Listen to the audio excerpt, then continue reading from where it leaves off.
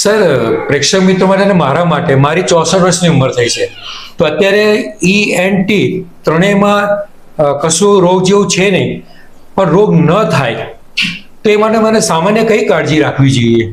મારા દર્શક મિત્રોને જણાવો.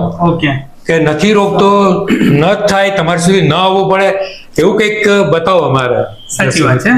સો જો અત્યારે હવે ફેસ્ટિવલ સિઝન ચાલુ થઈ રહી છે, જી સો એનામાં ખાસ કરીને જે ડીજે અને સ્પીકરના અવાજ હોય છે, જી જી તો એનાથી ખાસ દૂર રહેવું. Right sir.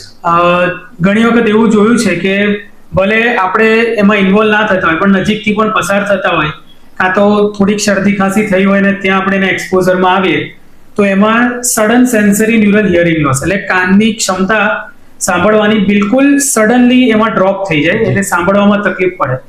સો ડીજે સ્પીકર એના અવાજથી દૂર રહેવું એ એક વસ્તુ કાનને લગતી કરી શકાય.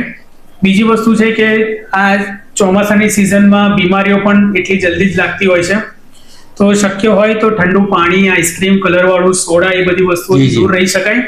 અને અગર એવું તમને લાગે છે કે શરૂઆત થઈ રહી છે, તો ઘરેલું ઉપચાર તરીકે ગરમ પાણીમાં મીઠું નાખીને એના કોગળા, કાં તો દૂધ ગરમ કરીને હળદર નાખીને, કે જે એક્સિલન્ટ એન્ટીઓક્સિડન્ટ તરીકે કામ કરે છે, એ વસ્તુને આપણે કરી શકીએ.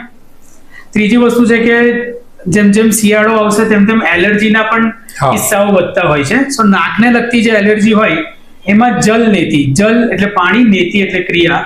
તો નાકને પાણીથી સાફ કરવા, ધોવા માટેની ક્રિયા, જેને જલ નેતિ કહેવાય છે, તો એ એક નેચરલ ઉપાય છે કે જેનાથી તમારી એલર્જીનો લોડ ઘટી શકે.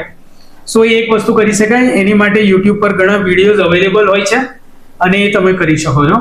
અને બીજું કાનને લગતું કે જેમાં ઘણા પેશન્ટ્સને યુઝ્યુઅલી ડ્રાય સ્કિનનો બહુ કોમન પ્રોબ્લેમ હોય છે, કે જેમાં કઈ બીજી બીમારી ના હોય પણ ખંજવાળ આવતી હોય છે.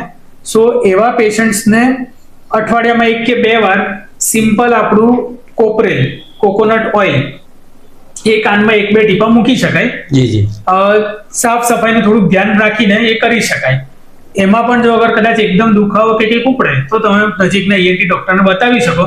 બાકી આ ઘરેલું ઉપચાર કાનના ગળા માટે સારી વસ્તુ છે, તો એનું તમે ધ્યાન રાખી શકો.